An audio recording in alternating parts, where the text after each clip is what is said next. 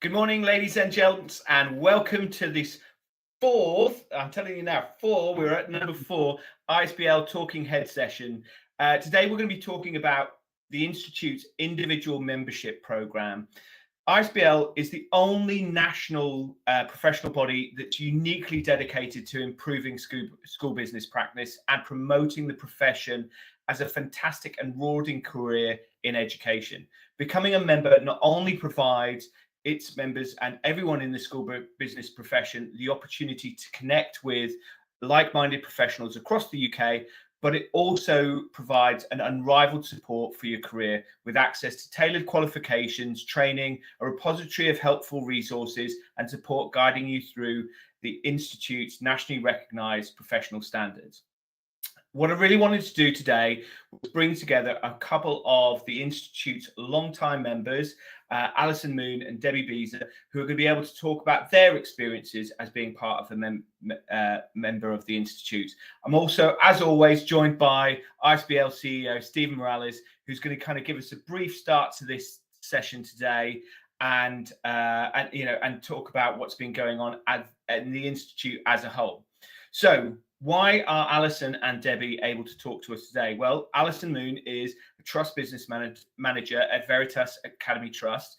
She's led the creation of a trust business manager group within the Kent MAT Alliance, a group of 12 collaborative trusts. 13 years working in education finance and experience in local authority and academy systems. She's currently developing her own growing trust, which she's got 3 small primaries in. And Alison holds an MBA in Educational Leadership and Management and is an ISBL Fellow. Prior experience before having her 2 children, which, let's face it, that's enough experience as is needed, includes the wholesale sales industry, oil industry, as well as project manager in the construction industry. And we've also got Debbie Beazar, who is a school business leader at Blackhorse Primary School.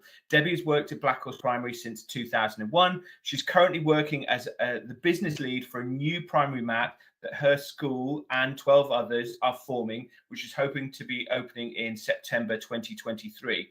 Debbie has 23 years experience working in education and prior to this worked for the Trades Union Congress and as a member of the European Parliament.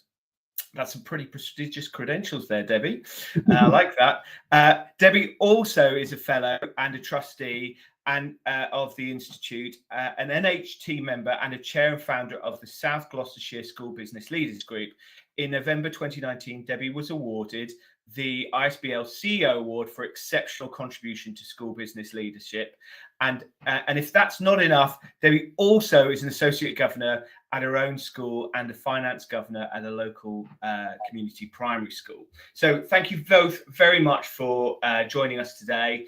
I know, Debbie, you've been particularly busy this morning. I know, Alison, you're always busy. So I really appreciate, and I'm sure all of the audience today will appreciate you just taking that time to join us.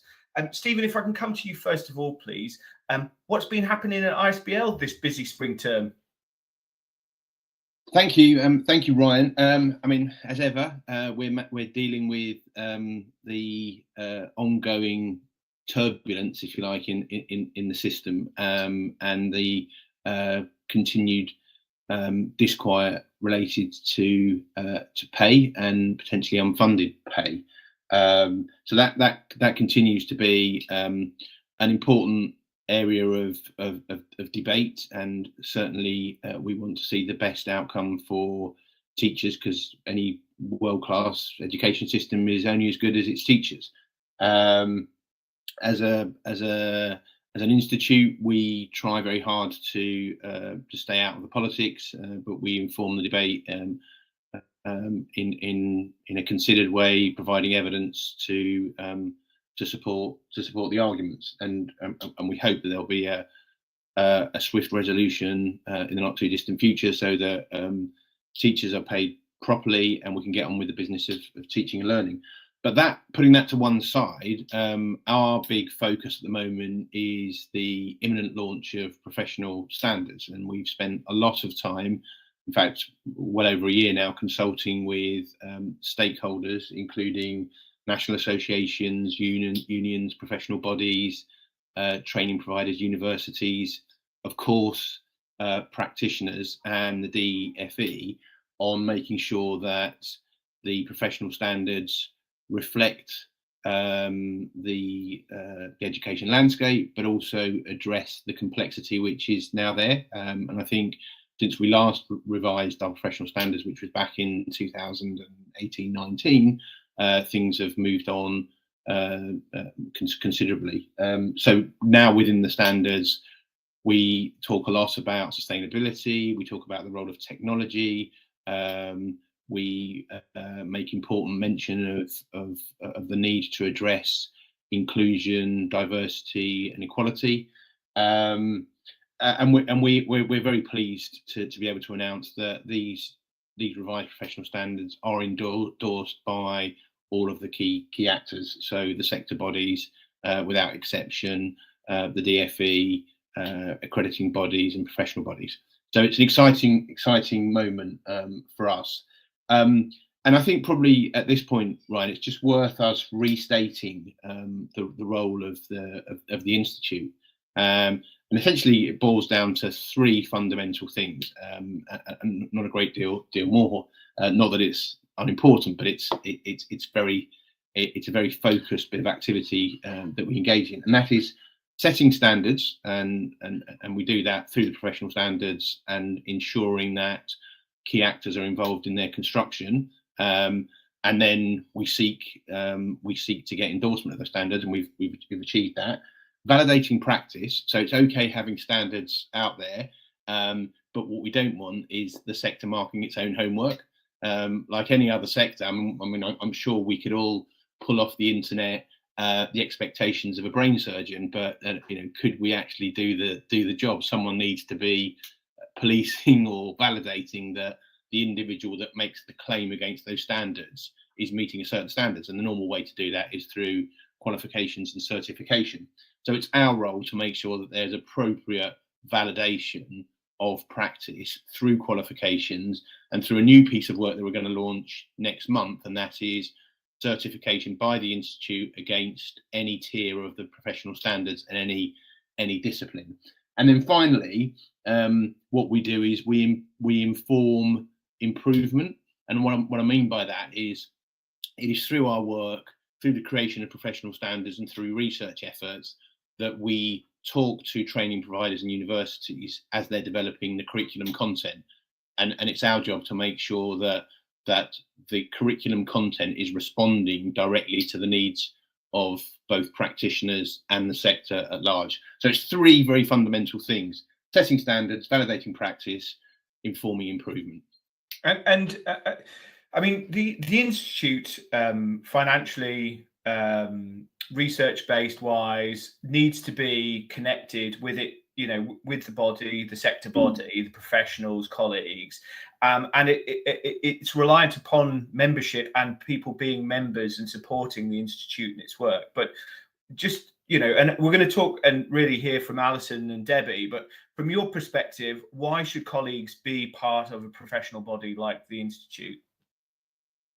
So I think it's very straightforward. I mean, if you look at the characteristics of any profession, and there's a gentleman called Lewinsky that set out 7 traits of a profession. One of those was the existence of a recognised and quite unique professional body, to which practitioners look to that professional body for the things that I've just described. So the setting of expectations, and one would hope that we can give the clearest articulation of the expectations within those professional standards, validating individuals' performance against those professional standards, and then taking people on a development journey. So through the Institute, not only do you understand where you sit in terms of the national expectations, but you're also guided through a professional development journey. And let's be absolutely clear: there is no expectation that every single school business leader in the land is doing a PhD. There's a whole range of ways that you can improve, including turning up to a regional event, which, by the way, if you remember, is free to participate in. So you can turn up to an event, you can go to a workshop, you can read a bulletin, you can read a blog written by one of our practitioners, you can participate in this kind of forum, you can inform, and we'd be delighted to have more people come forward, inform the national conversation in relevant policy areas. There are many consultation groups that are always looking for frontline insights, frontline perspectives. And as well as all of the things that I've talked about, I think we play a really important role in being what I refer to as the conduit between policy and practice. So we listen to the challenges that practitioners face, and we take those challenges back to government and say, given the expectations that are out there at the moment, these are the challenges that people are facing. And it could be the level of bureaucracy, or the complexity of a return, or the way that a particular bit of technology interfaces with schools. Likewise, when we talk to officials and ministers about their policy ideas, we're invited to test those ideas with our members. So we take policy and we give it to members and say, what do you think of this, guys? And we take that feedback back to government, and that helps shape policy. But so the answer do you always take the direct feedback back to government? Because I'm sure there's a few things that have come out where it'd be short and sharp. Yeah. Oh, we're not shy about that, and actually it's much easier for us to critique policy through the lens of a practitioner. Yeah. So we might say, oh, we don't like the look of this, and what officials will always say is, well, where's the evidence, and who have you spoken to, and what's your sample size, and is this representative of an individual or many voices? But when we get that feedback from our members, and we can say this individual in this setting is saying this, and that's their lived experience, they can't ignore it because it's real. Okay. So I think it's the context that adds the validity to it. Absolutely. So I think it's really important to make it clear that what we are, we're a vehicle, if you like. So we're a vehicle in terms of ensuring people understand the role. Yeah. We're a vehicle in terms of providing that professional recognition, and we're a vehicle to make sure that the challenges you face on the ground are fed back to government. But I'll caveat all of that by saying we're not seeking a particular policy outcome. So we're not batting for maintained schools, or for academies, or for small schools, or SAP. Right, or MAT. Okay. We believe they coexist. They're all important in the system, and we will try to create the conditions for school business leaders to thrive, whatever the policy backdrop is. Brilliant. Okay, wonderful. Thank you very much for that. Alison, if I can come to you, please, because I'm sure all of Stephen's insight is really helpful, but I know today's audience, which will be streaming out through various channels, they'll be really wanting to listen to you and Debbie. Alison, if I can come to you, how long have you been a member of the Institute, and why did you decide to join? Well, I can't give you an exact date, but I certainly remember that there was a lot of change going on in my organisation at the time. So I started working for my organisation in 2010, and it was, at the time, it was a local authority primary school. They were, very much considering the going down the route of academisation. And that took place at the beginning of 2013. So within that sort of 3-year period, there was a lot of discussion and new kind of learning and well, what could this look like? What would it feel like? And I think that, anyone that's gone through that academisation journey, those of us in the school business leadership role are probably one of the most affected through that journey. And we subsequently have gone on the journey and set up a multi-academy trust. Our original academisation journey was a challenging one. I won't go into the details of that, but needless to say, we originally converted joining a MAT that existed.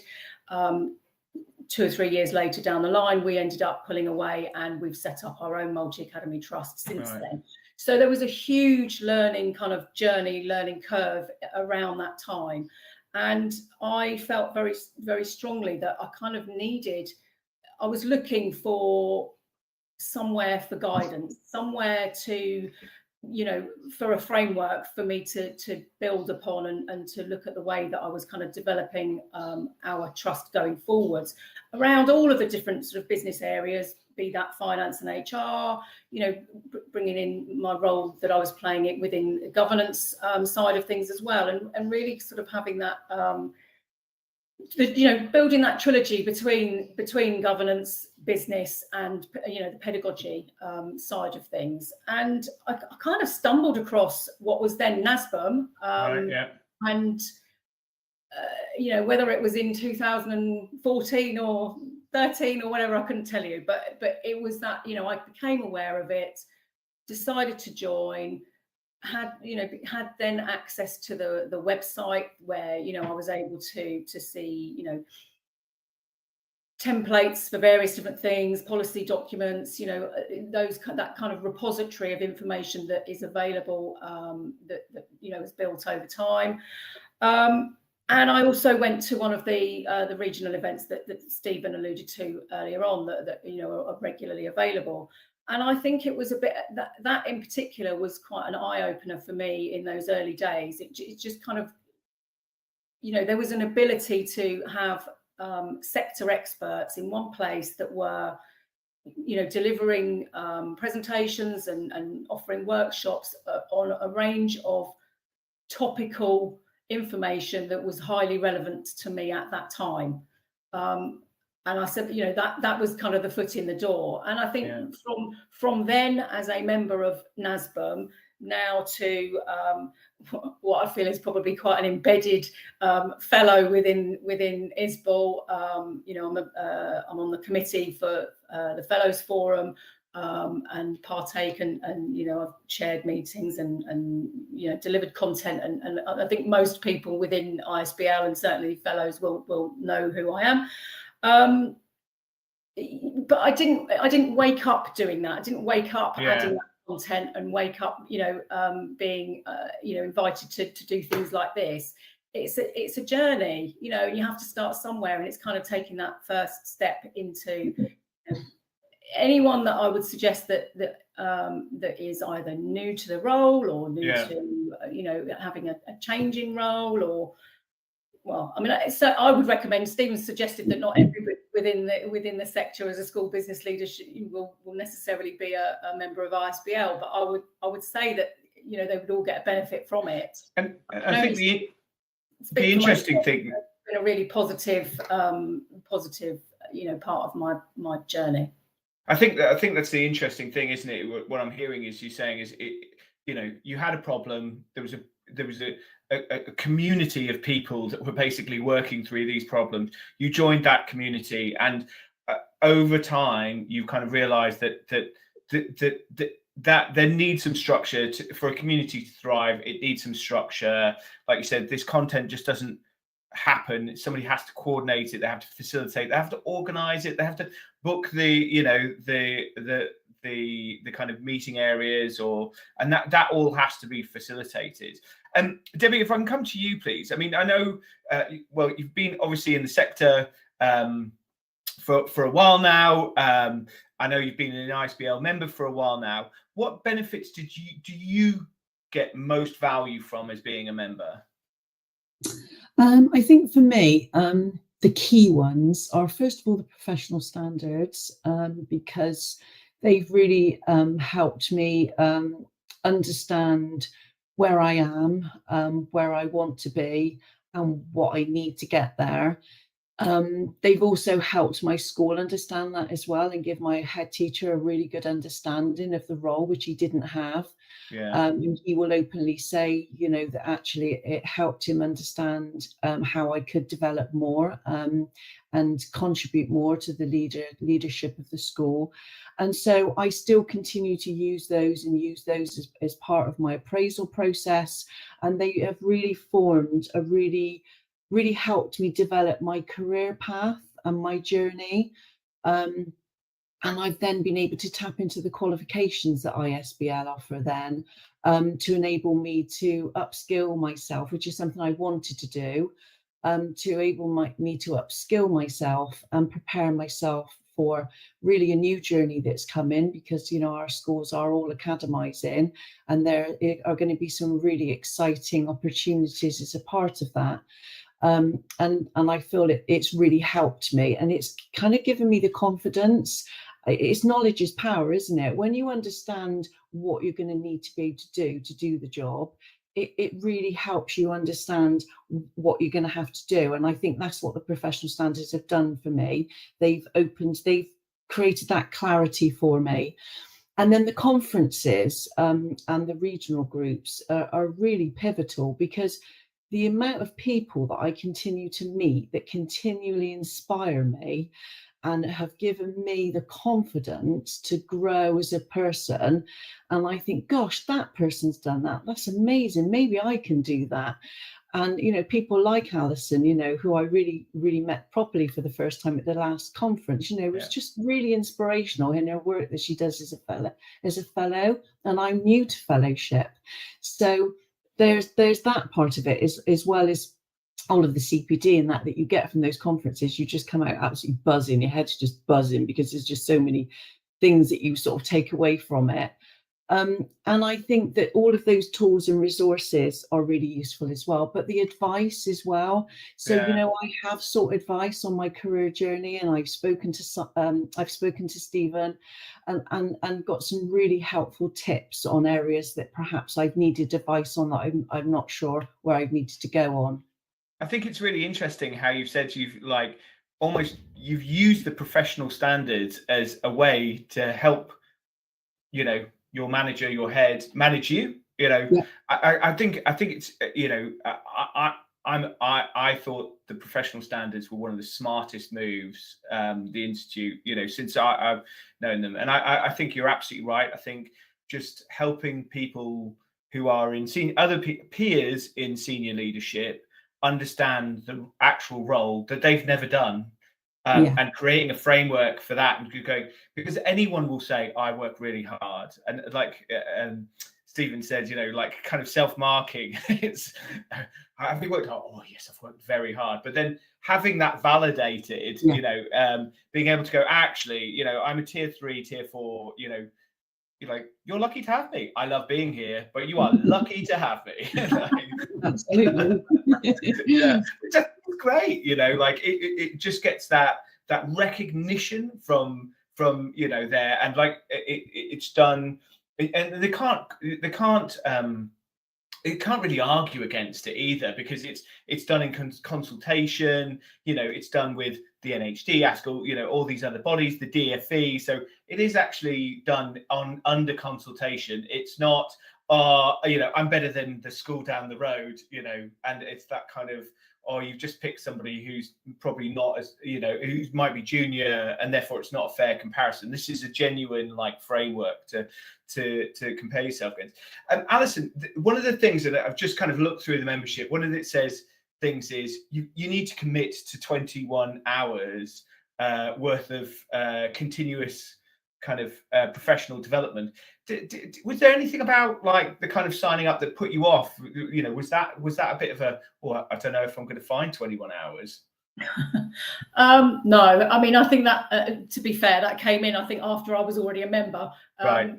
But actually, I find that, I don't know whether Debbie agrees, but the role is so, it's changing so much. There are so many challenges that are always, there's always something new that we're kind of looking to upskill on.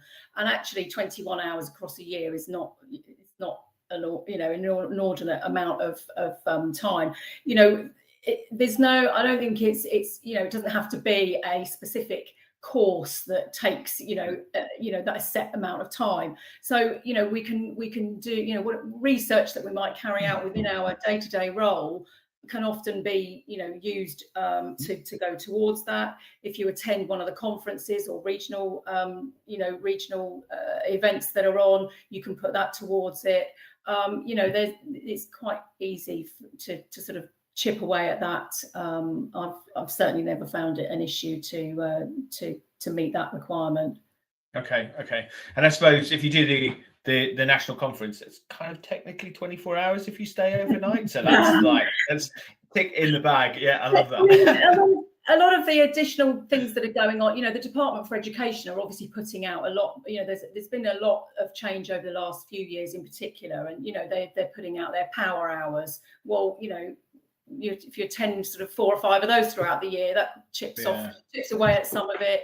There's RPA guidance will put out webinars and various different things.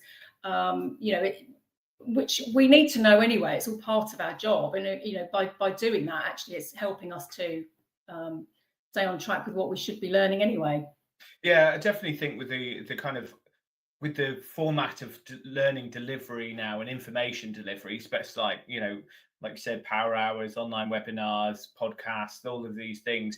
Passive learning is becoming a very much a full-time pastime, isn't it? It just kind of happens as part of your day to day. And Debbie, if you were speaking to other sector colleagues who are considering becoming a member of the Institute, what were the kind of key messages that you'd like to get across to them?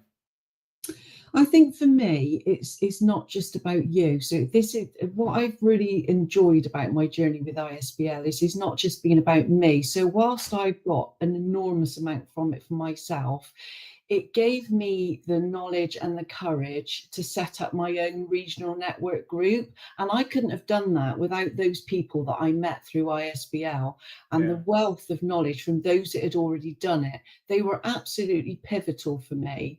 And so that has enabled me then to share that with and bring together those other business professionals. And I think that's really valuable. So it's not just about you, it's about the contribution you make to the profession. I think that for me, I get an enormous amount of satisfaction out of how I can help and support other people. And also there's obviously this recognition for your contributions. I mean, becoming a fellow, my school was so excited about that. It was something that we really celebrated. And obviously being able to understand your career progression and what you're going to need to be able to move towards that and be able to get that constant support, advice, meeting new people, sharing new ideas, which I get through ISBL. And now we're sharing our network meetings together and pulling our conferences together.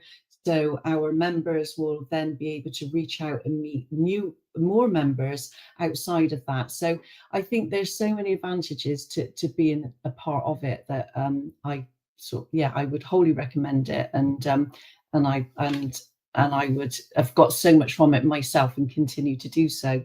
Well, that's lovely to hear, and it's lovely to hear that the school actually really recognised your fellowship and made a thing about it. Just if I can just briefly come back onto the point about the SBL kind of group.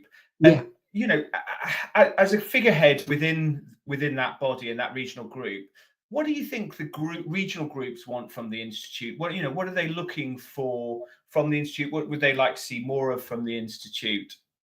I think one of the things I think I'd like to see is how some of those qualifications can be broken down a little bit more into sort of more bite-sized elements. Some people may not have done any training for a while, or may just lack confidence, or just not quite sure what to expect, and might not feel that they want to take on that whole element of the training, but by able perhaps to do elements of it. I mean, I did a bridging module. And I found that really, really useful for me. And I went on then to do the SIP4 level 7 qualification. But I think that people that are starting out on their journey and starting out on their career, to be able to maybe do some bite-sized elements of those qualifications, I think that would be really, really useful. Okay. And then give them the confidence to perhaps, progress and do more things. And I think, obviously, to use these professional standards with them being relaunched again, I think there's a real opportunity for them there to perhaps grasp those and get a better understanding of their journey, because a lot of them are in the maintained sector and they're not sure what to do next, where to go next, how to become a member of the SLT, how to get their voice out there. So I think it's looking for support to help them with that. Okay, I mean, that's great. And I think we're also seeing obviously the specialisms within trust as well. So I think, yeah, you know, being able to dip your toe into something and go, if I am going to specialize, you know, is this area working towards that? And like you said, it might be a lot slower, kind of progressive journey done in bite-sized chunks, but I think that's really useful. And Alison, from your perspective, and you know, being as you said, you know, well known, well connected with kind of colleagues in the profession, where do you think the evolution of the school business profession is going, and where do you think the institute needs to help sector colleagues? I suppose if I had to sum it up in a word, professionalism is probably one that would be up there. I think that the sector, in terms of our business roles, is becoming, the need is becoming much more for professionalism within the sector. You know, that the level of responsibility that has shifted from local authority to academies, for example. You know, the involvement in strategic sort of work, the responsibilities in terms of our financial accountability and responsibilities is very, very different. And I know that obviously ISBL supports, you know, whether you're a local authority or academy, but clearly, you know, there's a lot, you know, a lot of people looking at, you know, what the changes are and the support that can be provided, you know, during that route. In terms of us as business leaders, you know, for us to be able to, you know, have that accreditation helps us in a number of ways, both internally within our own organisations, to give that confidence to our senior leaders and our, whether they be trustees or governors, that we actually are the right person for the job, and that we know and, you know, and can deliver, you know, with security, that we know what we're doing, and also sort of within the sector, you know, as I say, and as Stephen has talked about, you know, that kind of link between, you know, us as practitioners and you know, the policymakers, you know, again, not wanting to get into the politics, but it's very, you know, there's a lot of sort of negative talk out there, you know, funding, for example, and you know, whether it's at the right levels, the wrong levels. Certainly nobody's ever saying that we haven't got enough of it. There's always, you know, there's always an argument to have more funding within the system. And I think that you know, one of the I was quite heavily involved in championing for those of us that are fellows to have more contact, to have more of an opportunity to come together and to you know, discuss, you know, topical items and so on. And as a result of that, the Fellows Forum has kind of emerged, and it's been running sort of for almost 2 years, I think now. And I've found it really hugely useful, both being involved in you know, designing and delivering some of that content, you know, offering that, you know, giving back to those others as well, and being able to share, you know, my learning journey, Debbie's, and lots of other exceptional professionals that are out there with their expertise, as well as bringing in experts from the sector that aren't necessarily ISBL members, but you know, like yourself, Ryan, you've presented at those forum meetings as well. And then kind of lastly, that link with the government and the DfE. One of the reasons that I wanted to, or that I felt that there was such a need for that Fellows Forum and for us to get together, is that, you know, it's all very well for us all to moan and groan about, you know, what's going on, but actually, who is better placed than us to be involved in that conversation?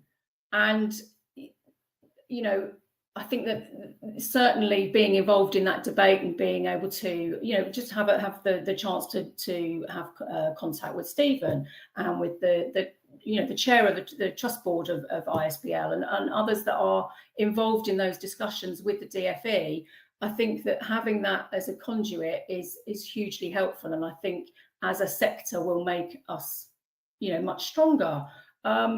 You know, I think in if we look back historically, probably those discussions and debates were carried out possibly by our curriculum colleagues, head teachers, and so And actually, I would argue that those of us that are in the school business leadership roles are better placed to have that conversation. Yeah. I'm not saying that, you know, as a complete alternative, but certainly to have a seat at the table to be able to you know, look at the technical challenges and some of the more in-depth work that we will be more qualified and experienced in dealing with. So yeah, in summary, I think the professionalisation of the sector is something that is a highlight, something that's needed in order that we are looking at, you know, some of the work that ISBL has been at the forefront of. You know, if we think about ICFP, you know, the Integrated Curriculum-Led Financial Planning. If we look at the SRMA programme, the School Resource Management Advisory programme, you know, they're all intended to make us work more effectively, more efficiently as a sector, get the best out of the funding that we do receive to be able to deliver the best provision that we can to our pupils. And essentially, that's the job that we're employed to do. Does that answer the question? Yeah, absolutely. And I think it's really, you know, the kind of thing that I'm hearing from you, and actually I've heard throughout this kind of session is, you know, if you want to invoke change, you need to get kind of on the bus, basically. That is and the Institute is making itself the bus that goes between policymakers and practitioners. And like I said, you know, everyone's welcome to get on the bus. Everyone's welcome to have an opinion. They'll take that to the policymakers, to the funders, to the department, and they will present that. And the more people that are on the bus, the better weighting or the contextualization and the louder the voice, basically. So I think, you know, and absolutely, I recognize all those initiatives you've talked about. And whether they're the softer things and the more interactive and the community-based, or whether they're hard-driven kind of policy, you know, you've got to be on that bus, basically, if you want to influence those. So yeah, no, that's great. Stephen, if I can come to you finally, I mean, you've heard some great stuff from both Alison and Debbie. We're going to kind of wrap this session up, but is there anything that you'd like to kind of say to today's audience who is listening in about this and the Institute, and, you know, maybe considering or not considering about being a member, but now considering? Yeah, thank you, Ryan. If I may, I'll just very quickly try and pull together the various threads of the conversation. So the first thing to say is that, and this is very much in response to Alison's professionalisation point, is the research evidence tells us that across the system there remains an important skills gap, and that's principally because of the ever-changing, ever-evolving system that we find ourselves in, and it's a fragmented system. So there's very, very, very many different types of school, which make things even more complex. And I think it's important to say this is not just a business leadership problem. This extends to heads, governors, trustees, CEOs, and it's captured under the theme of capability. I think colleagues are going to hear a lot more about capability, and capability is very, you know, central to what the Institute does. We're about improving capability, and that's, you know, as I say, it's not just school business professionals. It's head teachers, it's governors, it's trustees, it's the whole education community. I think Debbie's absolutely right in that we've got to make CPD more accessible to all of the actors in the school system, and of course we focus principally on school business professionals. And it is right that we should be talking to providers about more modular content, bite-size information. To that end, as I alluded to when I was talking earlier, the professional standards will now permit colleagues to make a claim against a particular tier or a particular strand and gain formal certification.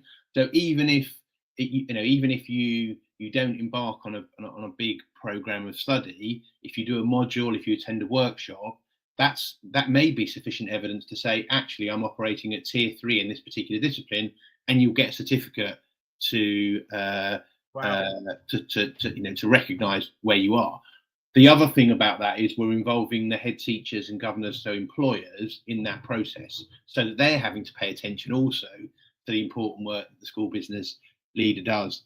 And then finally, just to conclude, Ryan, I think, you know, all of the things that we've talked about today about being,